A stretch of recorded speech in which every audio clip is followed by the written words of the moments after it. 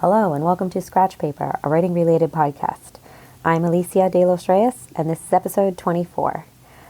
First, I'd like to say thanks to everybody who's been listening. I love that I have some regular listeners. It's really exciting to me. And if you're just tuning in, thanks so much. I hope you enjoy the episode. In this episode, I'm going to talk about Instagram and how I use it as a writer and how you can use it and the things that I like about it. And I'm also going to give you a writing and reading update, as I always do.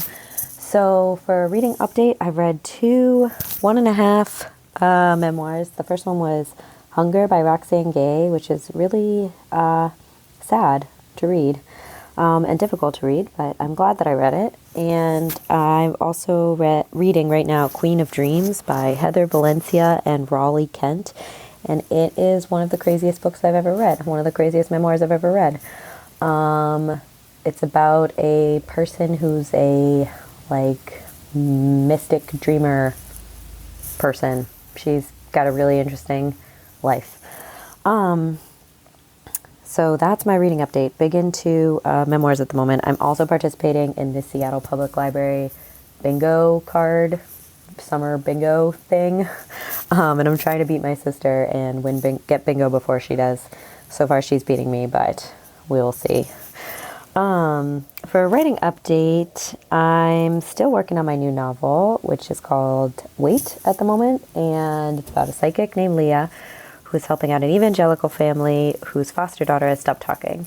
And I thought I would be finished with it by now because I'm already up to page 160, which is like a new record for me. I can never get that far on the first round. But I am kind of feeling a little floundering towards the end here. I'm not really sure how to tie things up or where I should go. I feel good about the new pages that I've added, but yeah, it's just kind of keeps going. And in other news, Finding Lucy is pretty much at the end of the line for submissions. So it's been rejected by a lot of publishers, gotten a lot of nice feedback, and but it hasn't been picked up by any publishers. So my agent is done sending it out for now, and it will not be published at the moment, which is a bummer. But hopefully in the future it will.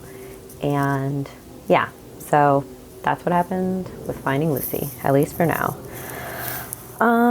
Okay, so getting into Instagram, I decided to do this episode about Instagram, even though I don't have a huge following, because whenever I read articles by people who talk about their huge followings on social media, I always find out that they, already had a huge following somewhere else, or they were there, one of the very early adopters, and I feel like that's why they got successful, or there's some other reason why they have a huge following. And I always wanted to hear kind of a story from somebody who's in the middle of working on social media, the middle of growing their following on social media. And I am at the very beginning of that, so I don't have that many followers. I have about 150 or so. But I really like Instagram and I feel good about it, and I want to keep using it. So I thought I'd just kind of share what got me interested in Instagram, what I've done so far, and how it's gone for me, and some ideas for you if you're thinking about trying out Instagram as a writer. So first, I decided to get on Instagram because Twitter is kind of traditionally the social media platform that writers, I guess, are supposed to use. I'm making air quotes right now. But in today's political climate, I do not find it a happy place to go on the internet. So I have been trying to go on Twitter, and I do like following my friends, and my agent is on Twitter, and she's very funny, and a lot of other friends that I have are very funny on Twitter, but I don't in general going on Twitter. So, and it started to feel a bit like an echo chamber. I would go on and just kind of all my friends' posts and interact with them, and that's pretty much it. So I'm not getting rid of my Twitter account or anything, and I fully expect to get back on Twitter more frequently in the future. Just taking a break right now. And I'd been wanting to get on Instagram because it seems really fun and I like taking pictures. And I only got my smartphone about a year ago and I love the camera on it. So that was pretty much why I wanted to try out Instagram, because I had this new smartphone and it sounded like fun and I was not super into the social media, which I am on, which is Twitter. But since then, I've come to really enjoy Instagram as a platform, and I think that it's valuable to me as a writer, and I'm going to keep using it. One reason is that I feel like I've made Instagram friends, whereas I don't feel like I actually made any Twitter friends. I maybe made a few Twitter acquaintances, but I haven't like kept up interacting with them. So on Instagram, though, I have a couple of people who I would consider like Instagram friends. Their names are Liz and Ed, and they're totally different people. Liz, who's at the Liz Diaries, is this totally awesome traveler who is really into scrapbooking and pretty planner stuff. And I love seeing all her photos of where she goes and her spreads of her planners, which are always like full of stickers and pretty word art, things like that. And she went to Cuba, and I thought that was really cool, since my family is Cuban. So I have gotten to know her, and she likes my work too. Like, it's really fun and awesome. And Ed is a photographer who lives in Michigan, and he is into photographing. His handle is The Rusty Truck. Oh, I'll link to it. I think that's it. And he photographs a lot of rusty trucks. So he's like totally different from this other friend, Liz. But he also likes all my work, and I like looking at his pictures of rusty trucks. So these people have these feel like real connections, which I haven't felt in other social media. Another thing that I like about Instagram is that it's fun. Like, the interactions that I have on there are fun and not politicized. I mean, part of it is because I'm just writing about writing and the books that I've read. I'm not writing about like activism or political beliefs or even religious beliefs. I'm not writing about like anything that's kind of like crucial or super important to a lot of people. And so it's a really like encouraging and uplifting place. Like, the pictures that I look at of people I follow, the pictures I take, I try and just make them kind of fun and pretty. And yeah, so that's another thing about Instagram that I like. It's just fun. And it often gives me a boost. So I try not to pay too much attention to the likes that I get on Instagram or anything like that. But when people comment, it really is meaningful. And like one day my friend Liz commented, I had just updated something about, posted a picture of something related to my novel that I'm writing right now, the one that's about the psychic. And she said, when your novel gets published, I want to read it. And that like totally made my day. Like, that was such a nice thing to hear. And that was like a meaningful interaction that also kind of shows me that I'm like doing something right. And I felt like I didn't get there by like being sleazy or salesy. I'm just trying to kind of be myself, just put my writerly self forward, if that makes sense. So that is, the other two reasons I like Instagram is that you can post a variety of different content. So people can post you can post a writing prompt, you can post just kind of like a caption describing the photo that you've taken about like what you're doing or what you did, or you can post like kind of a unrelated reflection, like how your writing's going, or just what you're thinking about and reflecting on. And I'll get more into that when I talk a little bit about ideas for things that you can try. And the last reason is that I like taking pictures. I have always liked taking pictures. And I especially like taking pictures of like flowers and patterns that I see. And so I think it's fun to share those pictures, because otherwise I would just probably not take them. So if you don't like taking pictures, maybe Instagram is not for you, but I think it's fun. Okay, so now I'm going to give a little bit of a rundown about how I started using Instagram. I've only been using it like seriously, I'd say, for about 2 months. and then some ideas for things that you can try if you're interested in using Instagram as a writer to market your work. So I got on a few months ago, but I didn't post regularly or anything like that until about 2 months ago, when I decided to do in May a Instagram challenge. So there are a couple writers on Instagram who will post, or I mean, lots of people post challenges, which are just basically prompts for what to show a picture of every day and maybe what to write about in your caption. Usually they run for a month. So I participated in one challenge, I forget what, and you tag it with a specific hashtag, and then you can see everybody else's challenge questions or answers for the day. Yeah. And so I decided to participate in one of those last month and post, and even if I didn't do that particular challenge every day, I decided to post every day.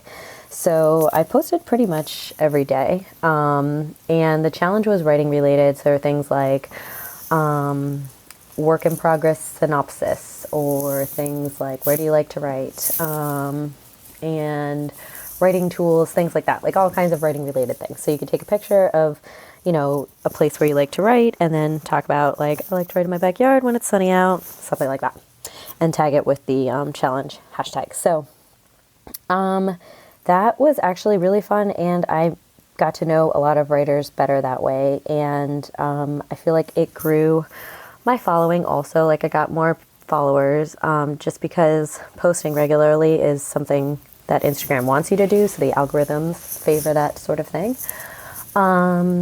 And I liked it, but it was also like hard for me. It was not sustainable for more than a month. So this past month, I've taken some time off from writing and been going on vacation and spending time with my family.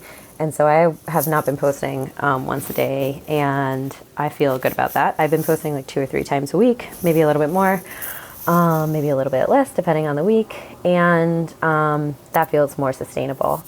Everything I've read has said to post one picture 1.5 times per day, which means one picture one day, 2 pictures the next day. And I guess the Instagram algorithm's like that right now, but who knows if that will change. And also, to me, that just seems like too many pictures. So that is basically how I've been using Instagram, and the kind of things I've posted. Well, you can go check out my feed. I'm at Likes Oatmeal, same handle as on Twitter, Likes Oatmeal. And I've posted like basically updates about my writing, what I'm working on, how it's going. If there's a challenge around that's writing related and I happen to like that prompt for the day, I will grab it and do it. Yeah, it's kind of just like, I just try and think of, like I said, putting my writerly self forward. Like, just, this is the visual part of my writing life, like a visual interpretation of my writing life. And so it's not always pictures of writing, because I think that can get a little bit boring, but I also put pictures of like nature, things that I see on walks, because I take a lot of walks with my son, and yeah, pictures of places I've been.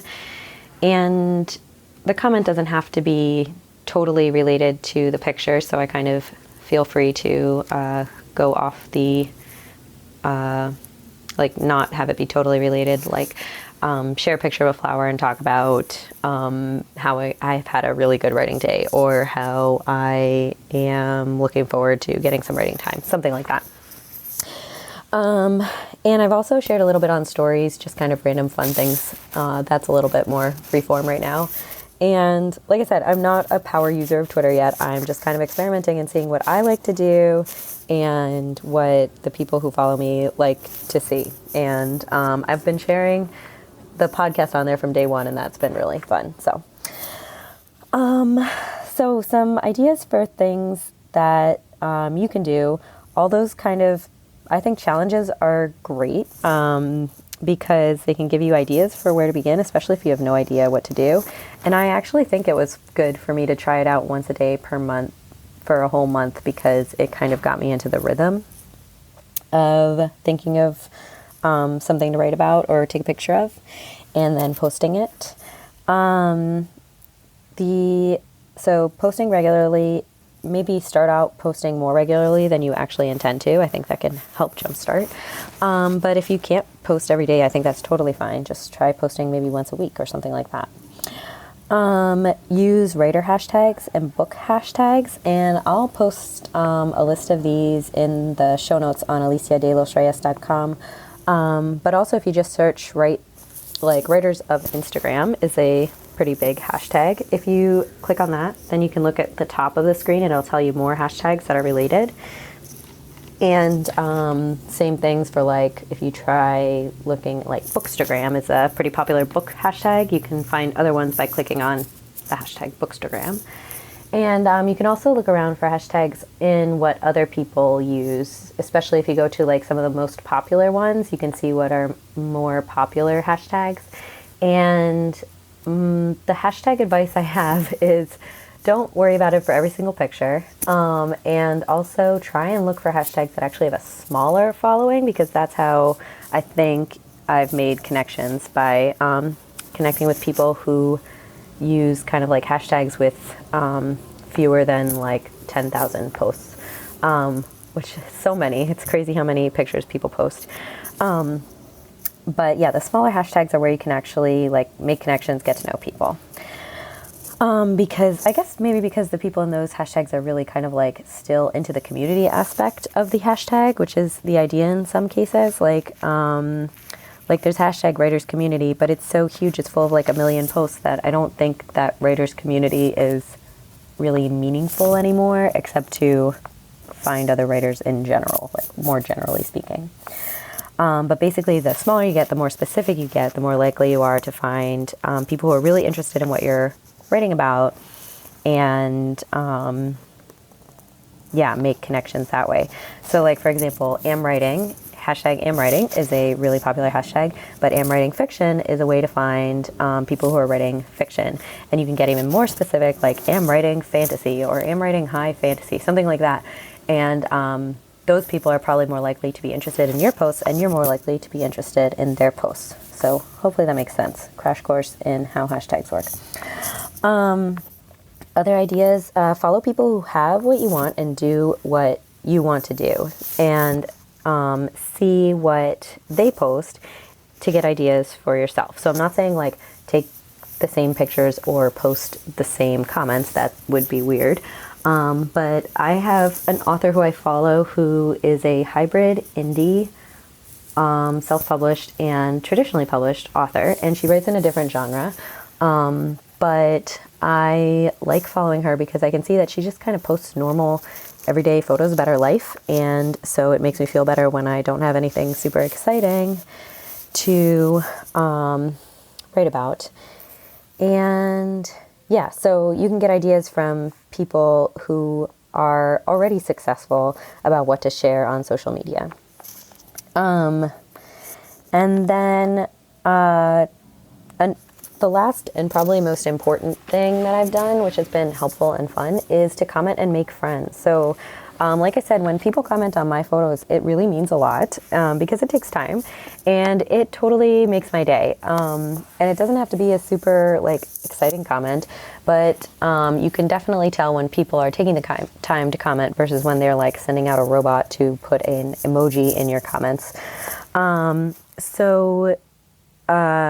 I spend time at least once a week going through some of the hashtags that I've used and commenting on the most recent photos, because that's a way to connect with people who don't already have a huge following and who might be interested in what you are posting. And I comment on one of their photos or go through and see if I can find a photo that I like that they've posted. And a lot of times I found interesting people to follow that way. And that is just a great way to make connections and build your following. So I hesitate to be this is a way to get a whole bunch of followers, but this is the only way I've found to kind of make new friends on Instagram. And yeah, so those are some ideas that I have if you are interested in trying Instagram. A couple things that I would like to try are, I would like to try doing stories more. So far, stories are cool because they disappear in 24 hours. So I will put up videos there that I wouldn't otherwise put up because I'm too shy. Or like selfies, because I hate taking selfies, but they're kind of fun to put up for just like one day. And so I'd like to try stories more. Another thing I would like to do is do something regularly. So I've heard from various people who are very successful on Instagram that it's good to have like a weekly thing that you always do, or like kind of a certain style for your pictures. And I don't want to make all my pictures look the same. But I am thinking about maybe doing like a weekly writing prompt. Maybe I would call it like scratch paper prompt or something like that. And I would give it its own hashtag. And then the idea is that the people who follow you in your posts would be looking forward to that every week and maybe share it or participate, whatever. It's giving another opportunity for interaction with the people who are interested in your work. So I'm thinking about doing that. One thing I've started to do is a giveaway once per month, and I've only done it twice. Today I'm actually doing it for the second time. That is really fun and easy to do. I just say something like, I put up a picture of my book. So I put up a picture of the cover of DIY Writing Retreat. And I said, comment below if you want to win, and I'll pick the winner. Oh, I have to put down when I'll pick the winner. And I asked them a question like, the first question I asked was, where would you go on a writing retreat? That was fun. And this time I asked, what would you work on if you had a whole weekend to yourself to write? So doing a giveaway is fun too, and I hope to do more of those. Yeah, so those are a couple of things that I am thinking of trying, and I will hopefully check back in and let you know how they go. Yeah, I would love to hear if you use Instagram or if you use another social media platform, how you use it, what you like about it. You can follow me on Instagram. I'm at Likes Oatmeal. That's where I'm most active at the moment. So that is totally the best place to interact. If you follow me, I will totally follow you back. If you have an answer or want to talk about anything related to Instagram as a writer, social media as a writer, just make sure you use the hashtag Scratch Paper Podcast so that I know you found me through here. And you can also tweet me on Twitter because I still use that. And you can also comment on the show notes, which are at aliciadelosreyes.com. And this will be episode 24. So aliciadelosreyes.com/episode 24. Thank you so much for listening. I hope you have a great week and happy writing.